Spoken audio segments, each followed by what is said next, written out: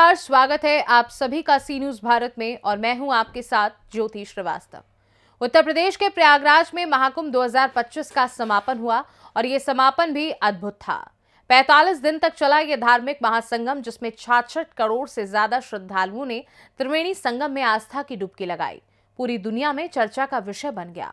PM Modi से लेकर तमाम मंत्री और नेता योगी सरकार की जमकर तारीफ कर रहे थे। पर जैसे ही महाकुंभ का समापन हुआ, सपा प्रमुख अखिलेश यादव ने राजनीति के मैदान में एक नया ट्विस्ट डाला और योगी सरकार पर हमला बोलते हुए एक बार फिर से खेल को रोमांचक बना दिया। ऐसा लग रहा है कि जैसे अखिलेश यादव तो इसी इंतजार में बैठे थे कि जब कब महाकुंभ खत्म हो और वो कब योगी सरकार पर बरस पड़े। अखिलेश यादव ने ट्विटर पर एक दिलचस्प पोस्ट डाला। उन्होंने मुख्यमंत्री योगी आदित्यनाथ की सफाई करते हुए तस्वीर पर तंज कसा और लिखा कि जिसने जो तलाशा उसको वही मिला का ये साक्षात प्रमाण। पहले तो कह रहे थे गंदगी है ही नहीं, अब ये सब कूड़ा करकट कहां से आया। जनता पूछ रही है कि स्वच्छ जल के सेवन का वीडियो आज आएगा या उसकी शूटिंग बाद में होगी। और चलते चलते आग्रह है कि साफ सफाई के दौरान अगर कहीं दबा कुचला सच मिल जाए तो उसे जरूर बचा लीजिएगा। सत्य कहे आज का नहीं चाहिए भाजपा। अब अखिलेश यादव का ये तंज सीएम योगी को इस बयान पर ब्रह्मास्त्र की तरह काम किया, जिसमें उन्होंने विधानसभा में कहा था कि महाकुंभ में जिसने जो तलाशा उसे वही मिला।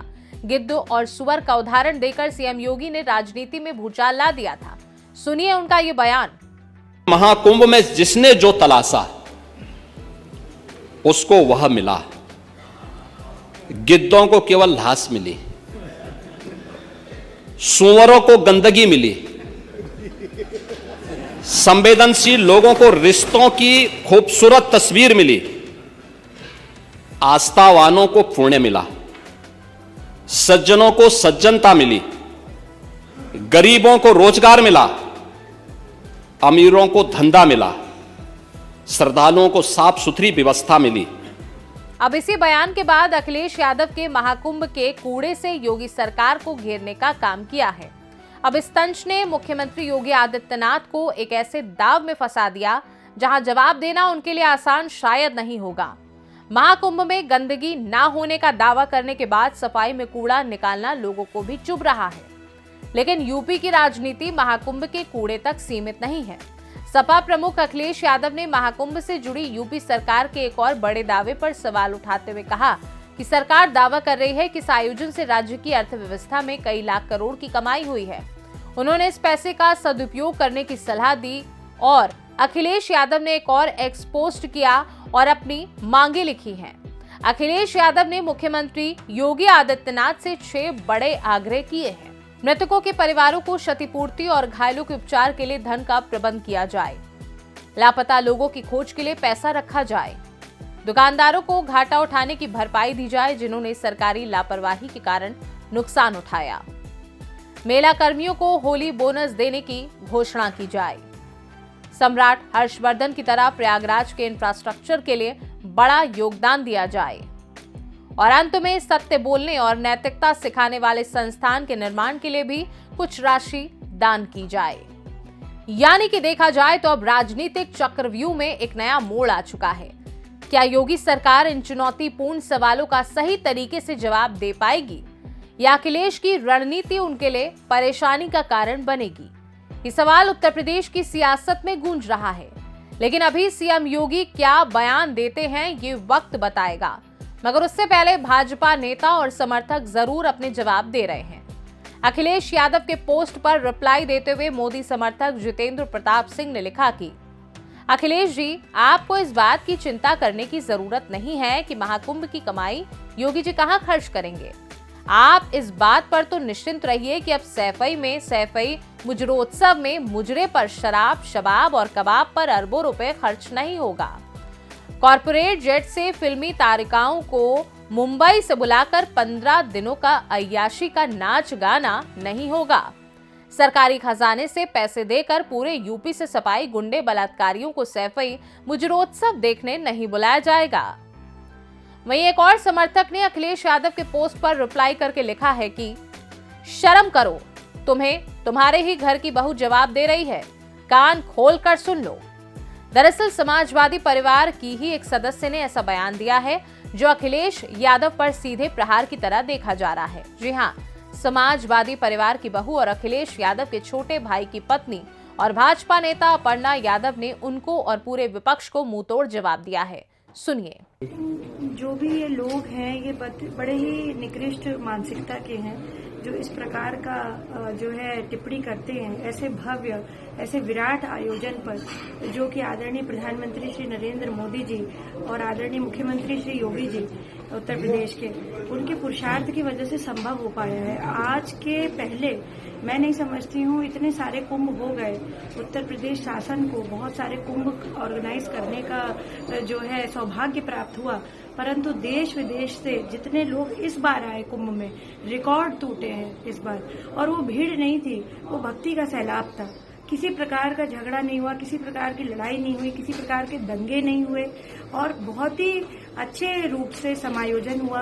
मैं समझती हूँ बहुत लोगों ने डुबकी लगाई और कई लोगों ने छुप के भी डुबकी लगाई। ये जो लोग जो हैं ये बात बोल रहे हैं कि महाकुंभ नहीं है, मृत्यु कुंभ है, वो लोग भी छुप छुप करके जो है अपनी डुबकी लगाए और जो है सबको जो है उन्होंने ये भलमनसाहत दी कि भाई हमने डुबकी नहीं लगाई, हम तो इसके खिलाफ बोल रहे हैं। तो इस तरीके की जो है बातें करना देखिए बड़ी आसान होती है, पर उसको जो है असलियत में मैं समझती हूँ धरातल पे लेकर के आए योगी जी के, मुझे लगता है जो इच्छा शक्ति थी, बल शक्ति थी, प्रधानमंत्री जी का जो विजन था, उसकी वजह से हो पाया। तो विश्व हिंदू परिषद लगा रहा लगातार, संघ के लोग लगे रहे इसमें लगातार। तो जो है उन देवतुल्य सभी कार्यकर्ताओं को जो है नमन है, जो रात दिन एक करके हमारी फोर्सेस को नमन है। कहना बहुत आसान होता है कि वहां पर ऐसा हो रहा था, उन्होंने ट्रैफिक ऐसे रोका, पर जो आदमी कर रहा है वहां पर, आप उससे एक बार पूछ करके आइए। एक एक पुलिस कर्मचारी को अपर्णा यादव का नमन है कि उन्होंने इतने बड़े संख्या को मैनेज किया और किसी प्रकार की अव्यवस्था नहीं हुई। मैम, विपक्ष का ये भी कहना है कि किसने कहा कि 144 साल बाद आया या इतने लोग डुबकी लगा चुके हैं। ये तो सभी भाई हमारे सनातन के उसमें कह रहे हैं। अब विपक्षी किन किन बाबाओं को पकड़ रहे हैं, वो किन किन लोगों से बुलवा रहे हैं, ये तो विपक्ष जान सकता है। उनको किसी प्रकार की सनातन की लिटरेचर न नॉलेज, किसी प्रकार की फिलॉसफी के बारे में नहीं पता है और इस प्रकार के संस्कार जो है विहीन बातें करना, मुझे नहीं लगता कि ये सनातन के विषय में अच्छी बात है। We are following a secular pattern of the country, that doesn't mean कि आप सनातन के बारे में मिसगाइड करें किसी को। मुख्यमंत्री जी आज औपचारिक समापन कर रहे हैं कुंभ महाकुंभ का, वहीं अखिलेश यादव का बयान आ रहा है कि कुंभ को 1 महीना और बढ़ा देना चाहिए क्योंकि जनता वहां भी और आ रही है और जनता की सरकार नहीं। हर व्यक्ति जो है, विपक्ष जो है हमेशा द्वंदात्मक बात करता है। पहले जो है बात करते कि भाई अच्छा नहीं था, अब कह रहे 1 महीना और बढ़ा दे। अरे कुंभ का एक टेन्योर है, कुंभ कोई मेला नहीं है, कुंभ कोई जो है वो लखनऊ महोत्सव या कोई महोत्सव नहीं है जो उसको बढ़ा दिया जाए। उसकी डेट फिक्स है, उसकी पंचांग के हिसाब से डेट्स होती हैं, वो किसी के बढ़ाने न बढ़ाने से वो नहीं है। स्नान 26 तारीख की तक था, बाकी मुख्यमंत्री जी जैसा फैसला ले, परंतु 26 तारीख महाशिवरात्रि तक ही आखिरी स्नान। देखा जाए तो महाकुंभ 2025 का समापन भले ही एक ऐतिहासिक धर्म महासंगम के रूप में हुआ हो, लेकिन इसके बाद राजनीति में जो तूफान आया उसने यूपी की सियासत को नया मोड़ दे दिया है। 66 करोड़ से अधिक श्रद्धालुओं की आस्था का केंद्र बने महाकुंभ में जहां सरकार ने अपनी सफलता का प्रचार किया, वहीं अखिलेश यादव ने उसे अपनी राजनीतिक आलोचना से घेर लिया। उनके तीखे तंज ने योगी सरकार को मुश्किल में डाल दिया है, खासकर महाकुंभ की सफाई और कूड़े के मुद्दे पर। लेकिन सभी को पता है कि भाजपा ऐसे आरोपों को हजम नहीं करती, बल्कि ऐसा पलटवार करती है, विपक्ष कुछ कहने लायक नहीं बचता। अब यह देखना होगा कि यूपी की राजनीति में ये कड़ा मुकाबला किसकी जीत से समाप्त होगा, क्योंकि योगी सरकार के सामने न सिर्फ विपक्ष की आलोचना है, बल्कि जनता की उम्मीदें भी हैं, जिनका जवाब तो देना ही पड़ेगा। फिलहाल आपको हमारी ये रिपोर्ट कैसी लगी, हमें कमेंट करके जरूर बताइएगा। तब तक के लिए मुझे दीजिए इजाजत। नमस्कार।